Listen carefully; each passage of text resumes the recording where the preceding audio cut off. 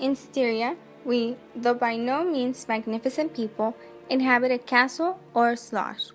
A small income in that part of the world goes a great way.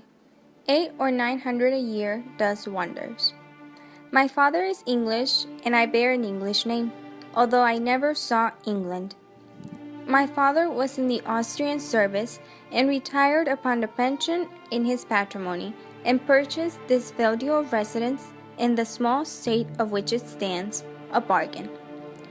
Nothing can be more picturesque or solitary. It stands on a slight eminence in a forest. The nearest inhabited village is about 7 of your 8 miles to the left. The nearest inhabited slosh of any historic association is that of old General Spielsdorf, nearly 20 miles away to the right. I and my father constituted the family at the slosh. This was Madame Perrodon. She made a third at our little dinner party. There was a fourth, Mademoiselle de Lafontaine, a lady such as you term, I believe, a finishing governess.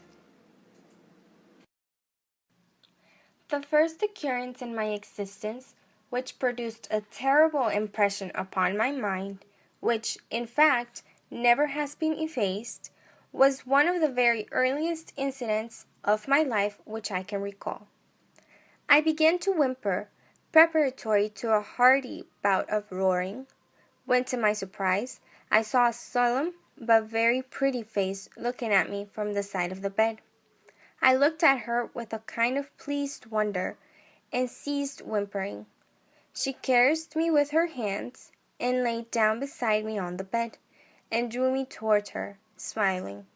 I felt immediately delightfully soothed, and fell asleep again. I was wakened by a sensation as if 2 needles ran into my breast very deep at the same moment, and I cried loudly.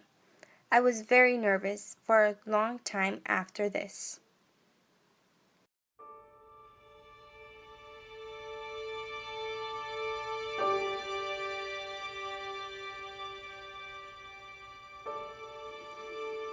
I am now going to tell you something so strange that I will require all your faith in my veracity to believe my story.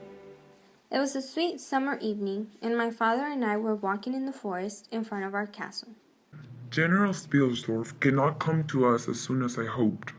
And how soon does he come? Not until autumn. I am very glad now, dear, that you never knew Mademoiselle Rindolph. And why?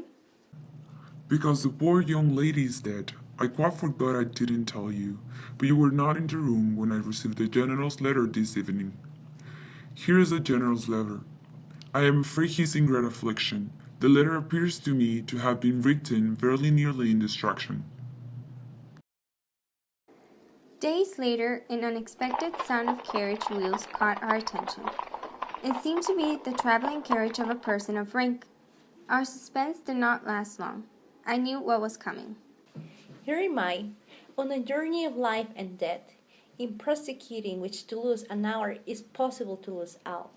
My child will not have recovered sufficiently to resume her route, for who can say how long?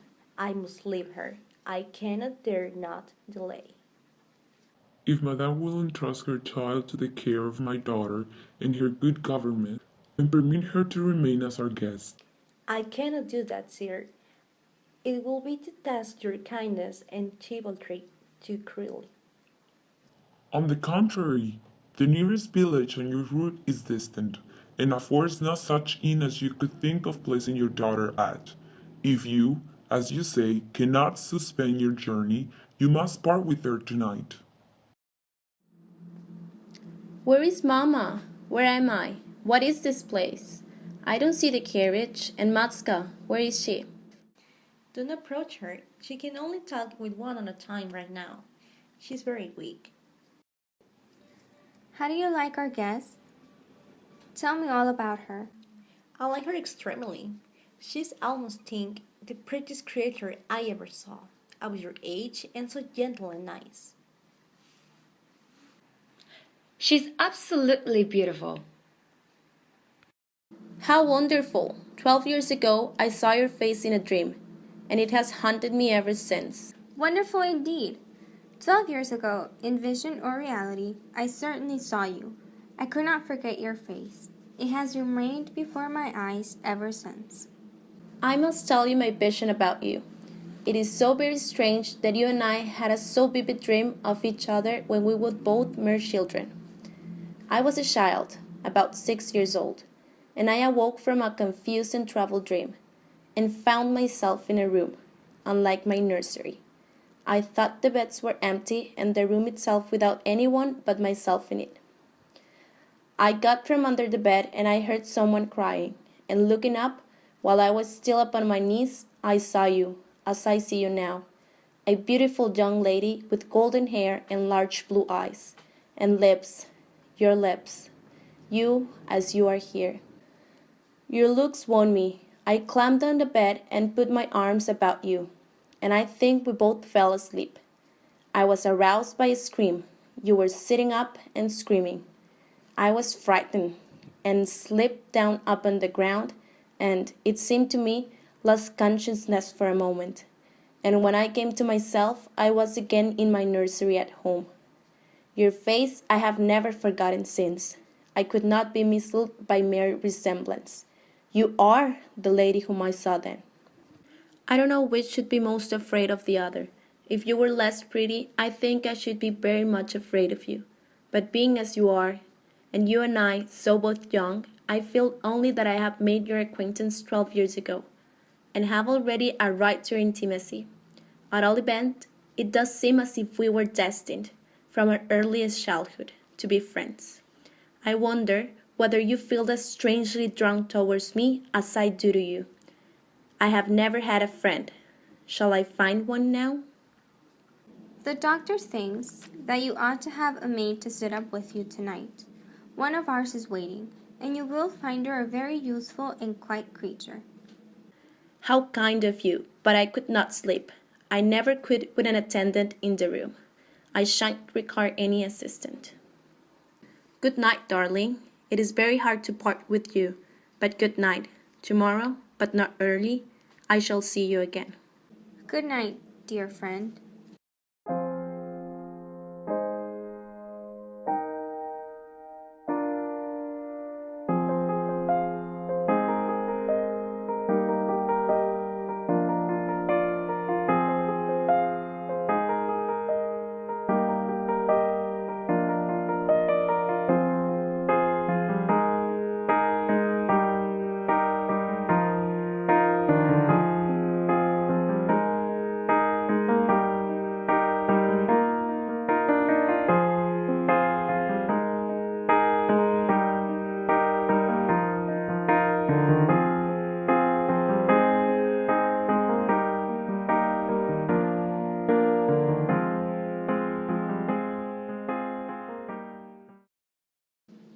Carmilla, dear, here's an absolute miracle.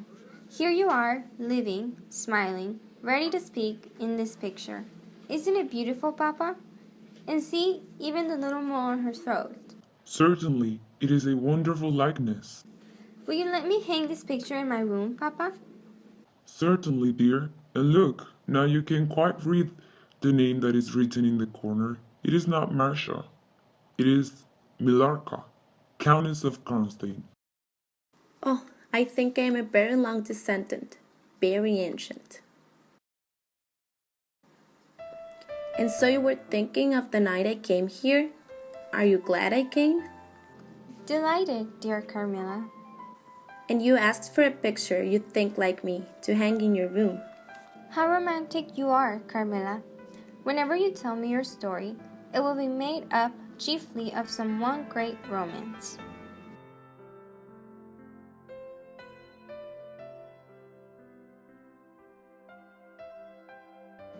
I am sure, Carmilla, you have been in love, that there is, at this moment, an affair of the heart going on. I have been in love with no one, and never shall, unless it should be with you. Darling, darling, I live in you, and you will die for me. I love you so. I had a dream that night that was the beginning of a very strange agony. I cannot call it a nightmare, for I was quite conscious of being asleep, but I was equally conscious of being in my room and lying in my bed. I saw the room and its furniture just as I had seen it last, except that it was very dark, and I saw something moving round the foot of the bed, which at first I could not accurately distinguish, but I soon saw that it was a sooty black animal that resembled a monstrous cat. I could not cry out, although, as you may suppose, I was terrified. I felt a stinging pain as if 2 large needles started an inch or 2 apart deep into my breast. I walked with a scream.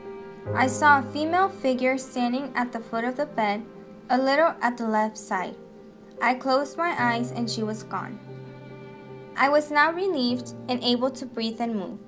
My first thought was that Carmilla had been playing me a trick, that I had forgotten to secure my door. I was afraid to open it. I was horrified. I stayed in my bed and covered my head up in the bedclothes, and lay there more dead than alive till morning. For some nights I slept profoundly, but still every morning I felt the same lassitude, and a languor waited upon me all day. I felt myself a changed girl. A strange sadness was stealing over me, a sadness that I would not have interrupted. Dim thoughts of death began to open. Without knowing it, I was now in a pretty advanced stage of the strangest illness under which mortal ever suffered. My suffering had, during the last week, told upon my appearance. I had grown pale, my eyes were dilated and darkened underneath. My father asked me often whether I was ill, but with an obstinacy which now seems to me unaccountable, I persisted in assuring him that I was quite well. That night passed quietly, and next morning early, the doctor, whom my father had sent for without telling me a word about it, arrived to see me. After he checked me, he asked for my father. He and the doctor talked for some time in the same recess where I had just conferred with the physician. It seemed an earnest and argumentative conversation. After a time, my father's face looked pale, thoughtful, and, I fancied, agitated. Together they told me that I had a small blue spot, about the size of the tip of your little finger.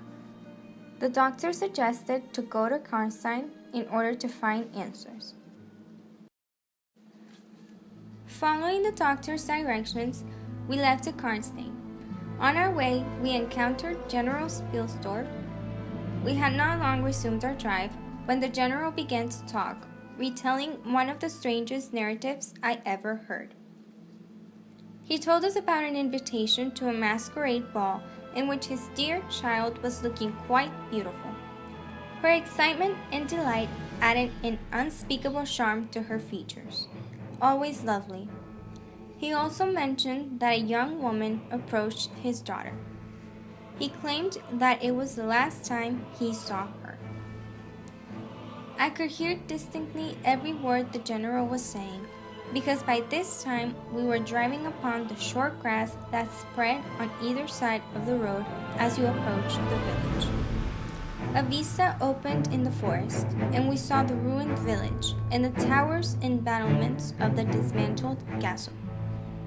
In a frightened dream, I got down from the carriage, and in silence, for we had each abundant matter for thinking, we were among the spacious chambers, winding stairs, and dark corridors of the castle. We heard a woodman who the general thought could lead us to Mircala's grave. The general's plan was to cut Mircala's head off. Unfortunately, the woodman was unable to lead us to her grave, stating that her body was probably not there. As the general continued telling the story, I saw very gladly the beautiful face and figure of Carmilla enter the shadowy chapel. I was just about to rise and speak in answer to her peculiarly engaging smile, when with a cry, the general grabbed the sword. He struck at her with all his force, but she caught him in her tiny grasp by the wrist. He struggled for a moment to release his arm, and suddenly the girl was gone. I questioned where Carmilla was when the general asked me if that was her real name. I responded affirmatively. The general, surprised, declared that it was really Karla, the same person who had caused his niece's death. A strange-looking man entered the chapel as the general continued his story. The general was very happy to see him, and he introduced the man to my father. With the assistance of Baron Bordenberg, they found the long-lost monument of Karla, Countess Karnstein. The old general, although not religious, raised his hands and eyes to heaven in gratitude. My father led the stranger aside, and the general followed. I know that he had led them out of hearing that he might relate my case, and I saw them glance often quickly at me as the discussion proceeded. I was glad, being unspeakably tired, when we reached home, but my satisfaction was changed to dismay on discovering that there were no traces of Carmilla.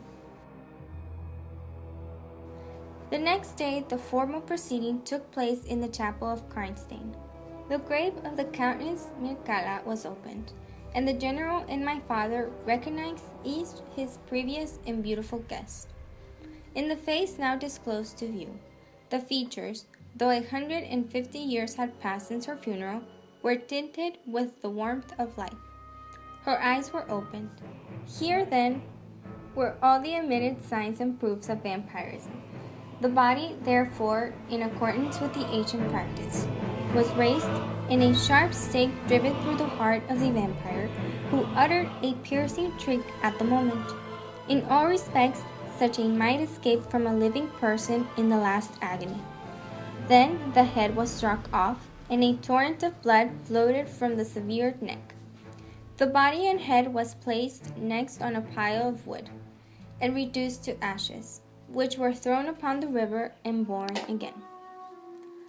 That territory has never since been plagued by the visits of a vampire.